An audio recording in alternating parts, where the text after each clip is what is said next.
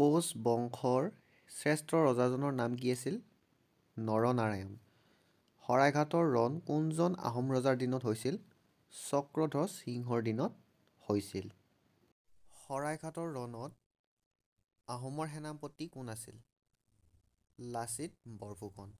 শৰাইঘাটৰ ৰণত মোগলৰ সেনাপতি কোন আছিল? ৰামসিংহ। মণিৰাম দেৱানক কেতিয়া ফাঁচি দিয়া হৈছিল?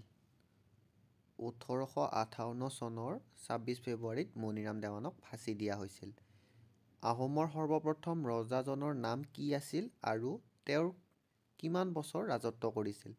আহোমৰ সৰ্বপ্ৰথম ৰজাজনৰ নাম আছিল চুকাফা আৰু তেওঁ ৪০ বছৰ ৰাজত্ব কৰিছিল। হাজোৰ পোৱামক্কা মছজিদটো কোনে নিৰ্মাণ কৰিছিল? গিয়াছুদ্দিন আউলিয়াই হাজোৰ পোৱামক্কা মছজিদটো নিৰ্মাণ কৰিছিল। কোনজন অসমীয়াই ব্ৰিটিছৰ বিৰুদ্ধে প্ৰথম বিদ্ৰোহ ঘোষণা কৰিছিল? গোমধৰ কোঁৱৰে।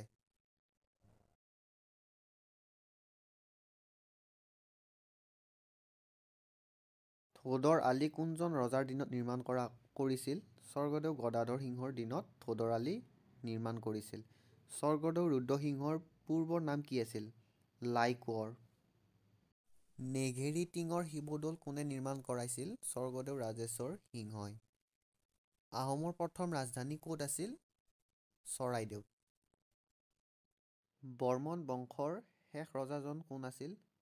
কুমাৰ ভাস্কৰ বৰ্মন। কুশল কোঁৱৰক কেতিয়া ফাঁচি দিয়া হৈছিল? ১৯৪৩ চনৰ ১৫ জুনত কুশল কোঁৱৰক ফাঁচি দিয়া হৈছিল। মহাভাৰতৰ যুদ্ধত কোনজন অসমৰ ৰজাই অংশগ্ৰহণ কৰিছিল? ভগদত্ত ৰজাই অংশগ্ৰহণ কৰিছিল।